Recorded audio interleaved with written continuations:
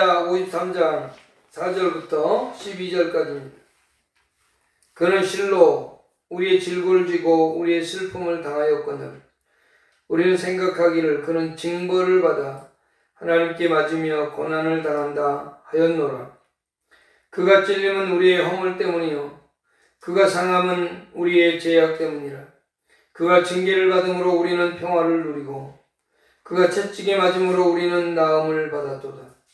우리는 다 양 같아서 그릇 행하여 각기 제 길로 갔거늘 여호와께서는 우리 모두의 죄악을 그에게 담당시키셨도다. 그가 곤욕을 당하여 괴로울 때에도 그의 입을 열지 아니하였으며 마치 도수장으로 끌려간 어린 양과 털 깎는 자 앞에서 잠잠한 양같이 그의 입을 열지 아니하였도다. 그는 곤욕과 신문을 당하고 끌려갔으나 그 세대 중에 누가 생각하기를 그가 살아있는 자들의 땅에서 끊어짐은 마땅히 형벌받을 내 백성의 허물 때문이라 하였으리요. 그는 강포를 행하지 아니하였고 그 입에 거짓이 없었으나 그의 무덤이 악인들과 함께 있었으며 그가 죽은 후에 부자와 함께 있었도다. 여호와께서 그에게 상함을 받게 하시기를 원하사 질고를 당하게 하셨은즉 그의 영혼을 속건제물로 드리게 이르면 그가 씨를 보게 되며 그의 날은 길 것이요 또 그의 손으로 여호와께서 기뻐하시는 뜻을 성취하리로다. 그가 자기 영혼에 수고한 것을 보고 만족하게 여길 것이라. 나의 의로운 종이 자기 지식으로 많은 사람을 의롭게 하며 또 그들의 죄악을 친히 담당하시리로다. 그러므로 내가 그에게 존귀한 자와 함께 몫을 받게 하며 강한 자와 함께 탈취한 것을 나누게 하리니 이는 그가 자기 영혼을 버려 사망에 이르게 하며 범죄자 중 하나로 헤아림을 받았음이니라. 그러나 그가 많은 사람의 죄를 담당하며 범죄자를 위하여 기도하였느니라. 이번 주가 고난 주간입니다. 그래서 마태복음 11장을 설교해야 되는데 이번 주와 다음 주는 마태복음을 하지 아니하고 이번 주는 고난 주간 설교를 그리고 다음 주는 부활주일 설교를 하도록 하겠습니다. 이사야 53장은 기독교인이라면 누구나 거의 다 아는 장입니다. 특별히 구약에 예언되어진 예수님에 대해서 가장 잘 설명해주고 있고 예수부터의 고난에 대해서 가장 잘 예언해 놓은 책이 바로 이사야인데 그 중에 이 예수님의 고난에 대해서 가장 아름답고 또 잘 표현해 놓은 것이 그리고 정확하게 해석해 놓은 것이 바로 이 이사야 53장의 내용입니다. 오늘 그 중에 4절로 12절을 통해서 우리가 은혜를 나누고자 합니다. 특별히 이 이사야는 예수님이 이 땅에 오시기 약 700년 전에 이 글을 쓰고 있는 겁니다. 그러니까 이사야 선지자가 예수님의 죽으심을 보고 글을 쓴 것이 아니라 앞으로 700년 후에 일어날 일에 대해서 그렇게 정확하게 기록해 놓았다는 겁니다. 오늘 예수님의 고난을 생각해 보는 시간입니다. 그래서 제목을 예수님의 고난 이렇게 정했습니다. 자, 첫 번째 예수님이 당하신 고난에 대해서 이사야는 뭐라고 말씀하냐면 첫 번째 죄 없이 당하신 고난이다 이렇게 얘기합니다. 9절에 보면 53장 9절에 보면 그는 강포를 행하지 아니하였고 그의 입에 거짓이 없었으나 그의 무덤이 악인들과 함께 있어 그가 죽은 후에 부자와 함께 있었도다. 11절 보면 그가 자기 영혼에 수고한 것을 보고 만족하게 여길 것이라. 나의 의로운 종이 자기 지식으로 많은 사람을 의롭게 하며 또 그들의 죄악을 친히 담당하셨다 라고 되어 있습니다. 예수님은 고난을 당할 때 사람들은 자기가 죄를 지어서 매를 맞기도 하고 형벌을 받지만 그러나 이 예수님은 죄가 없으심에도 불구하고 그는 자기 입술에 거짓말 하나 없었던 그런 분이셨음에도 불구하고 그는 고난을 당할 수밖에 없었다는 말씀입니다.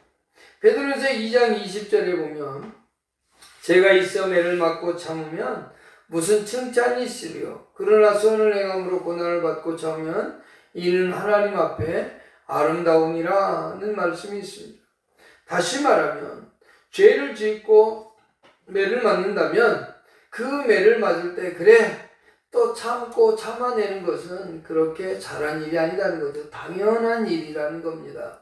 그러나 선을 행하고 선하게 살아가면서 매를 맞고 고난을 당하면 그것은 곧 하나님 앞에 아름다운 거다라고 말해주고 있는데, 이 예수님이 죄 없이 고난을 당하셨던 것은 바로 하나님의 뜻을 이루고 하나님 마음에 흡족함을 드리고자 하는 흡족함을 드린 사건이라는 겁니다. 그래서 예수는 죄가 없이 바로 죄가 없는 중에도 불구하고 그렇게 매를 맞는, 그리고 많은 고난을 당했다는 것을 베드로 사도만 얘기하는 것이 아니라 요한 사도도 그렇게 얘기합니다. 요한 1서 3장 5절에 보면 그가 우리 죄를 없애려고 나타나신 것은 너희가 아나니 그에게는 죄가 없느니라 했고요. 또 사도 바울도 히브리서 4장 15절에 예수 그리스도는 죄가 없는 분이다 라고 말씀하셨습니다. 예수님은 죄를 지어서 매를 맞고 고난당하고 십자가를 진 게 아닙니다. 죄수에게 지우는 그 십자가의 형틀을 예수님이 지신 것은 죄가 있어서 진 것이 아니라고 하는 거죠. 죄가 없음에도 불구하고 대속의 사건을 이루기 위해서, 속죄의 사건을 이루시기 위해서 그렇게 고난 당하셨다라고 하는 것을 설명해 주고 있는 겁니다. 그러니까 우리는 다, 인간은 누구나 실수도 하고 죄도 지어가지만 그러면서 그 실수 때문에, 죄 때문에 고난을 당하기도 하지만 이 예수님은 죄 없이 고난당했다 이렇게 말씀하고 있습니다. 두 번째, 예수님이 고난당한 것은 오해받고 당하신 고난이라는 겁니다. 4절 보시겠습니다. 그는 실로 우리의 질고를 지고 우리의 슬픔을 당했거든 우리는 생각하기를 그는 징벌을 받아 하나님께 맞으며 고난을 당한다 하였노라. 우리는 생각하기를 그는 징벌을 받아 하나님께 맞으며 고난을 당한다. 다시 말하면 이 예수님이 고난당하는 것이 하나님의 징벌을 받았어. 이제 구신약으로 돌아와서 보면 바리새인과 서기관들이 주장하듯이 그는 신을 모독했고 하나님의 이름을 모독했기 때문에 하나님의 저주를 받아 죽게 되어졌다. 이렇게 사람들은 생각하고 이야기를 했던 겁니다. 그거에 대해서 이사야 선지자는 아주 잘 예언해 놓은 겁니다.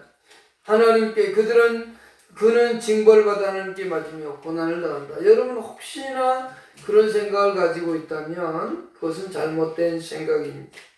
예수가 우리의 죄 때문에 죄를 당한 것이지 하나님의 징벌을 받아서 그렇게 죄를 지신 분이 아니다 라고 하는 것을 기억해야만 됩니다. 자, 12절에서도 그러므로 내가 그에게 존귀한 자와 함께 몫을 받게 하며 강한 자와 함께 달지한 것을 나누게 하니 이는 그가 자기 영혼을 버려 사망에 이르게 하며 범죄자 중 하나로 헤아림을 받았습니다. 그러나 그가 많은 사람의 죄를 담당하며 범죄자를 위하여 기도하였다라고 되어 있습니다. 범죄자 중 하나로 헤아림 받았어. 징벌을 받았어와 동일한 의미를 그렇게 말씀하고 있는데요. 예수는 사람들로부터 그렇게 선하고 아름다운 삶을 살았음에도 불구하고 사람들은 그를 하나님을 모독하고 하나님을 멸시한다고 해서 그를 십자가에 못 박았던 겁니다. 예수 그리스도는 아무 죄가 없고 그럼에도 불구하고 오해받아서 그는 고난을 당했습니다. 그럴 때 사람들은 어떻게 할까요? 내가 죄도 없는데 왜 나를 이렇게 괴롭혀? 라고 할 때 사람들은 저항을 합니다. 내가 뭘 잘못했는데? 내가 무엇을 잘못했는데 하면서 싸움을 하고 멱살을 잡기도 합니다만, 그러나 오늘 이사야 53장 6절을 보면 예수는 그렇지 않습니다. 세 번째 우리가 기억해야 될 것은 무저항으로 예수님은 고난을 당하셨습니다. 저항하지 않았다는 겁니다. 세 번째 우리가 생각할 것은 예수님은 저항하지 않는 무저항으로 고난을 당했다는 겁니다. 6절에 우리는 다 양같아서 그러되 제각기로 갔거늘 여호와께서는 우리 모두의 죄악을 그에게 담당시키셨다. 그러면서 베드로전서 2장 22절과 23절에는 이렇게 말합니다. 그는 죄를 범하지 아니하시고 그 입에 거짓도 없으시며, 23절에 욕을 당하시되 맞대어 욕하지 아니하시고 고난을 당하시되 위협하지 아니하시고 오직 공의로 심판하시는 이에게 부탁하시며 라고 되어 있습니다. 그는 죄가 없었습니다. 입에 거짓도 없었습니다. 그럼에도 불구하고 그는 욕을 당했고 고난당했고, 그러는 가운데도 사람들이 욕을 해도 욕하지 아니하고, 그들이 때려도 그것을 맞고 채찍질 당해도 거기에 대해서 반응하지 아니하시는 이 예수님을 볼 수 있습니다. 예수님께서 겟세마네 동산에서 기도하시고 내려올 때 군인들이 왔습니다. 그때 베드로 사도가 칼을 뽑아서 군병의 길을 자르죠. 그때 예수님께서 길을 다시 붙여주시면서 칼로 흥한 자 칼로 망한다는 말씀을 하시면서 내가 천사들을 불러다가 저들을 멸할 수 있지만 그렇게 하지 않으신다고 말씀하셨습니다. 예수님은 천사들을 통해서 군사들을 다 죽일 수도 있고 다 멸할 수도 있었습니다. 지금 십자가를 지지 않고 십자가를 지게 하는 모든 병사들을 물리칠 수도 있었습니다. 그러나 그렇게 하지 않으셨다는 겁니다. 그는 저항하지 않았습니다. 욕하는 사람을 향해서 같이 욕하지 않았습니다. 자기에게 채찍질하는 사람을 향해서 보복하지 않았습니다. 바로 무저항으로 그는 십자가를 지시게 된 겁니다. 이것은 오늘날 우리들에게 아주 잘 가르쳐주고 있는 겁니다. 예수 그리스도께서 그와 같은 삶을 살았다면 오늘날 우리 성도들도 동일하게 같이 싸움하고 같이 욕하는 사람이 아니라 하나님에게 모든 것을 맡기며 잠잠히 참아낼 수 있는 용기도 필요한 겁니다.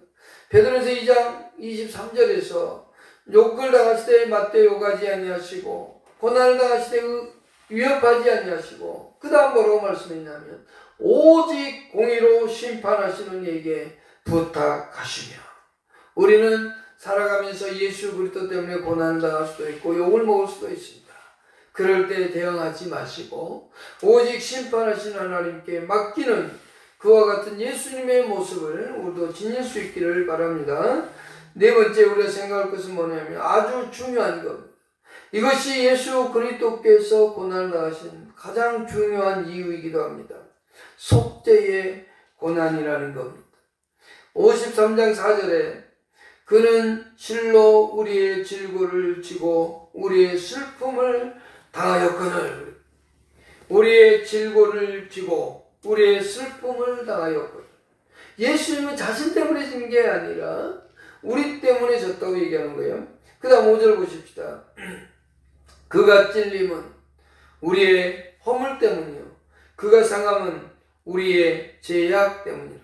그가 징계를 받음으로 우리는 평화를 누리고 그가 채찍에 맞음으로 우리는 나음을 받았도다. 6절에 우리는 다 양 같아서 그릇 행하여 각기 제 길로 갔거늘 여호와께서는 우리 모두의 죄악을 그에게 담당시키셨도다. 11절 보십시다.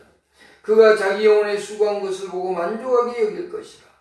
나의 의로운 종이 자기 지식으로 많은 사람을 의롭게 하며 그들의 죄악을 친히 담당하셨다. 그리고 12절 중간절 위에도 그와 같은 내용을 얘기합니다. 53장에서 이사야 53장의 가장 중요한 것은 속죄의 고난이라는 것. 우리를 대신해서 십자가를 짊어지고 우리를 대신해서 십자가에서 죽어주고 있다는 것입니다. 예수님의 죽음이 예수님의 고난이 자기 때문이 아니라 우리 때문이라고 말씀해 주고 있는 겁니다. 이 죄를 속하기 위해서, 죄값을 지불하기 위해서 이 예수님은 친히 고난과 역경을 당하고 계신다는 사실입니다. 이것이 우리에게 가장 중요한 이유인 겁니다. 예수님은 고난을 당했습니다. 그러나 그것은 우리의 죄악들을 속하기 위함이라고 얘기합니다. 왜 고난을 당했는가를 생각해 봐야 돼요. 왜 예수님께서 그런 속죄를 짊어지셨느냐라고 하는 것이 바로 오늘 우리가 기억해야 될 내용입니다. 다섯 번째 생각할 건 뭐냐면 왜 고난을 당하셨는가입니다. 그리스도의 사랑이 우리를 강권하시도다. 우리가 생각하건대 한 사람이 모든 사람을 대신하여 죽었은즉 모든 사람이 죽을 것이다. 고린도후서 5장 14절입니다. 우리를 대신해서, 한 사람을 대신해서, 한 사람이 모든 사람을 대신해서 모든 사람을 위해서 죽었다는 겁니다. 그 죄 때문에 또한 우리는 살아나는 겁니다. 그리스도의 사랑이 우리를 강권하도다. 예수 그리스도 안에 주시는 그 사랑이 뭐냐라고 한다면 그것은 예수가 나를 위해 죽어준 겁니다. 우리가 생각하는데 한 사람이 모든 사람을 대신하여 죽었은즉 모든 사람이 죽은 거다. 곧 예수 그리스도가 죽으심으로 말미암아서 내가 십자가에서 죽었다는 겁니다. 내 죄가 용서함을 받은 것뿐만이 아니라 나를 위해서 십자가에서 죽었다는 겁니다. 베드로서 2장 24절에서 친히 나무에 달려 그 몸으로 우리 죄를 담당하셨으니, 친히 나무에 달려 그 몸으로, 예수 그리스도의 몸으로 우리 죄를 담당하셨으니 이는 우리로 죄에 대하여 죽고 의에 대하여 살게 하려 하심이라. 그가 채찍에 맞음으로 너희는 나음을 얻었나니 라고 합니다. 여러분, 예수 그리스도의 고난 주간에 우리가 생각해야 되는 것이 뭐냐면 이때만 생각하는 것이 아니라, 이 고난 주간만 생각하는 것이 아니라 우리는 생명 끝나는 그날까지 예수 그리스도의 죽으심을 늘 기억하고 살아야 돼요.